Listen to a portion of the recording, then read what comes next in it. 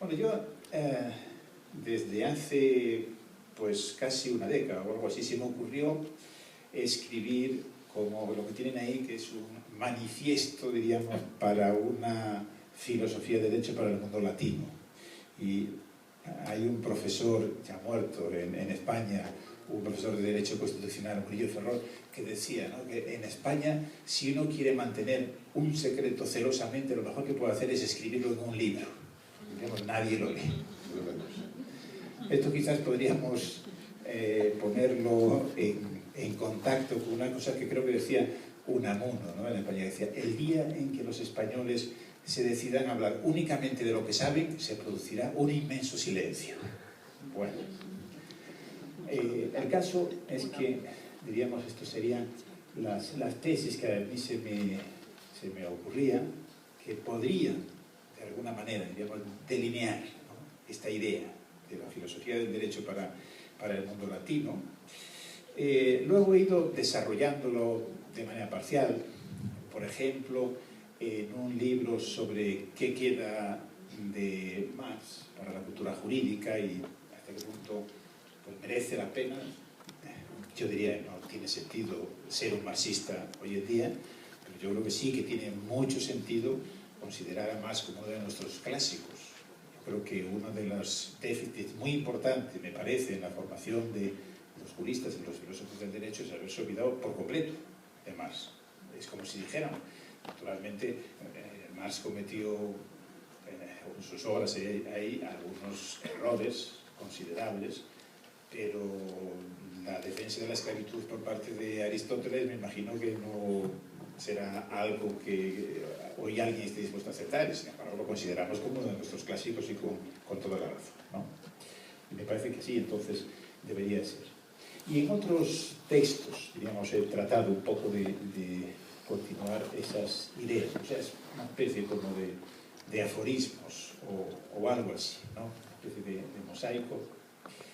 Y lo que voy a hacer entonces es, en primer lugar, leerles esta especie de manifiesto y luego, por eso lo titulaba como otra vuelta de tuerca, es decir, algunos comentarios, quizás algunos desarrollos a propósito de esas ideas que, en lo fundamental, me siguen pareciendo aceptables.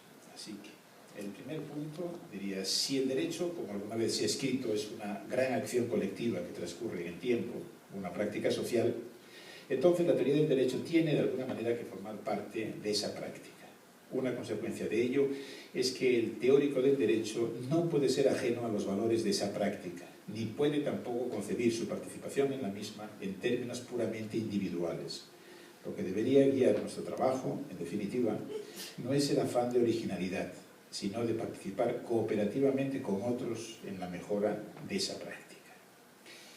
Entonces, algunos comentarios. Mejor que leerlos enteros, yo diría, empiece uno por uno y algunos comentarios. Trataré de ser lo más breve posible para que luego tengamos ocasión de poder discutir, si les parece. Bueno, esa idea de que el derecho es una práctica social, yo creo que es probablemente la cuestión más básica, en mi opinión, a la hora de contestar a la pregunta de cómo debemos entender el derecho. ¿Qué es el derecho? Claro, aquí hay dos grandes alternativas, fundamentalmente.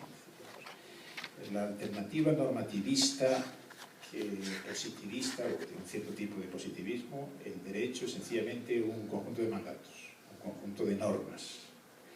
La idea de que el derecho, por el contrario, es una práctica social. Bueno, esa frase, entrecomillada, por cierto, pertenece a Carlos Nino, la idea de que el derecho es una gran acción colectiva que transcurre en el tiempo, pero algo muy semejante podemos encontrarlo, por supuesto, en Dworkin. Y yo creo que Dworkin, como ahora estaba conversando con Carlos Gaviria, pues esa idea y muchas otras las toma de Fuller, que es un autor de una gran importancia, sin duda. A pesar de su orientación conservadora, y esto es una paradoja, uno encuentra que no pocos autores de tendencia conservadora, sin embargo, me parece que han acertado en algunas cuestiones básicas sobre el derecho. Y una me parece que es esta. Al igual que también en todo el realismo jurídico está esa idea. El derecho no es un conjunto de normas. El derecho, digamos, es una práctica, es una actividad, algo que, por lo tanto, fluye en el tiempo. Como digo, eso adquiere sentido sobre todo cuando pensamos a qué se opone. Ya digo a qué se opone. Al positivismo, o por lo menos, claro, no al positivismo realista, pero sí al positivismo que ha estado más en boga entre nosotros. Y eso tiene consecuencias, a su vez, me parece que son muy importantes. Una de ellas, por ejemplo, en materia de interpretación. Claro, si uno piensa, ¿qué quiere decir interpretar? Pues si uno tiene la concepción que tienen los positivistas, el normativismo, la respuesta que se da, por ejemplo, recientemente, en trabajos de Bulligin o trabajos de Guastini, vienen a decir, bueno, es un problema semántico, que tenemos un determinado enunciado, una disposición, una terminología esta que se ha puesto en boga, hay que pasar de la disposición a la norma y para ello necesitamos crear una regla semántica.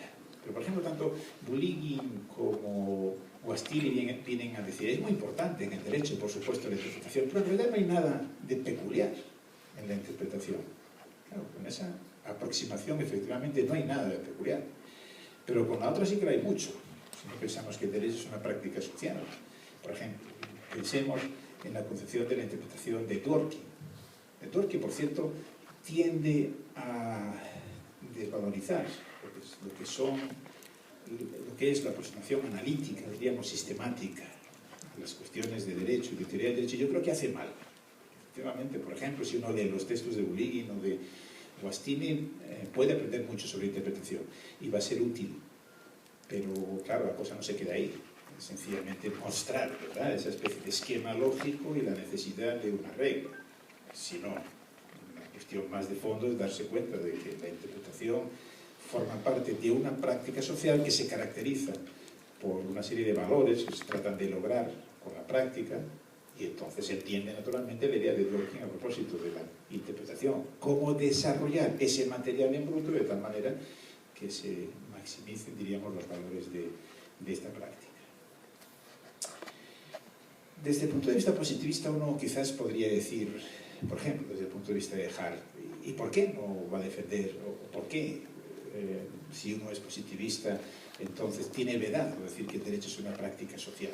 A veces, en las discusiones de los últimos tiempos, algunos positivistas vienen a decir esto, pues también para nosotros es una práctica social. Recuerden que cuando se habla del positivismo, la primera de las tesis es lo de la llamada fuentes, ¿verdad?, sociales del derecho. Es una práctica social, se basa en convenciones, etcétera, etcétera. Yo diría, sí, pero falta un elemento muy importante de lo que constituye el concepto de práctica, que es la idea de valores. Entonces, ese ingrediente me parece que es lo que ahí se queda fuera, aunque por otro lado, como es obvio, una de las grandes aportaciones de Hart es mostrar la importancia que tiene asumir el punto de vista interno. Pero creo que queda fuera toda una perspectiva sin la cual no se puede, me parece, entender adecuadamente el derecho.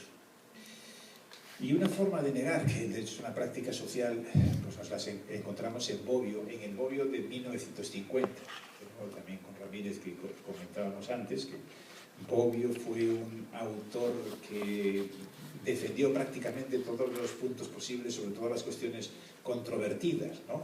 Por eso en la terminología, en la tipología esta de Berlín, Bobbio es el ejemplo máximo de zorro, ¿verdad? Frente al erizo, como sabemos, de Dworkin, Bobbio todo lo contrario, era un zorro, digamos. También, en cierto modo, él dice, por eso a mí siempre me ha gustado escribir artículos, ¿no? Pero luego vienen los colombianos y se lo convierten en un libro, una cosa. Pero él incluso, ¿no?, en algún texto explicó, porque él no pensaba nunca en escribir un tratado de filosofía del derecho por su manera de entender la filosofía del derecho. Bueno, entonces quiero decir que Bobbio es un autor proteico, donde se encuentran muchas cosas, pero él escribió un artículo también que era en el año 1950, que es considerado como el origen de la filosofía analítica en Italia. Y ahí lo que viene a decir Bobbio es que el derecho es un lenguaje, digamos, traslada, ¿verdad?, al derecho el modelo karma, y entonces, como es un lenguaje, la tarea de la filosofía del derecho es sencillamente analizar cuidadosamente ese lenguaje. Bueno, este es el modelo de derecho y de filosofía del derecho que sigue defendiendo, por ejemplo, Guastini y la escuela genovesa. Entonces ese es el modelo que en mi opinión es equivocado, pero claro, cuando dice equivocado por parcial, no quiere decir que el derecho no sea eso que lo es. Por supuesto que el derecho es un conjunto de normas, el derecho es un sistema normativo, pero no es solo. Me parece que esta es la unilateralidad en la que incurren los positivistas. No darse cuenta de que además del sistema normativo está lo que es la práctica social, ¿verdad?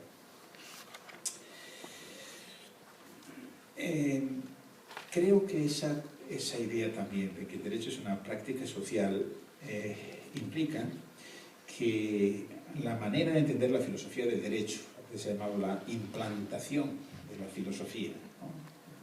Hay un autor español, Gustavo Bueno, que habla de una implantación gnóstica y una implantación política. O sea que nosotros en la historia de la filosofía y también de la filosofía del derecho podríamos encontrar, ¿no?, con estas dos grandes maneras de aproximarse a la disciplina. La perspectiva más teórica, gnóstica, de lo que se trata sencillamente es de conocer. Y uno se dedica a la filosofía del derecho por este hambre, ¿verdad?, de conocimiento, saber más sobre algo, sobre un objeto. Y la otra es la implantación política. Aquí, por ejemplo, tendríamos desde Platón hasta Kant, ¿no? Que naturalmente no es que nieguen que la filosofía se trate de conocer, pero es un conocimiento, diríamos, volcado hacia la acción, y en el caso de la filosofía del derecho me parece que esto es todavía más claro. Entonces, fíjense que hay como dos modelos cuando se hace filosofía y teoría del derecho. Para algunos, lo único que se trata es de saber más sobre algo, yo qué sé, sobre los tipos de permisos que tenemos en el derecho, y permisos fuertes y débiles, y las diversas maneras de entenderlos, y distinciones y subdistinciones, y todas estas sutilezas en las que a veces se enredan, yo diría, ¿no?, los filósofos analíticos. Y la otra, es esta implantación política que me parece que conecta con la idea de que el derecho es una práctica social, y que a esa práctica social pertenece también la filosofía del derecho. Claro, no es que no se pueda distinguir lo que es la práctica y lo que es también la reflexión de la práctica, pero, y esta me parece que también es una cuestión fundamental y es una diferencia con los positivistas, las diferencias en el derecho no son todo lo nítidas que les gustaría muchas veces a nuestros amigos, diríamos, analíticos, ¿no?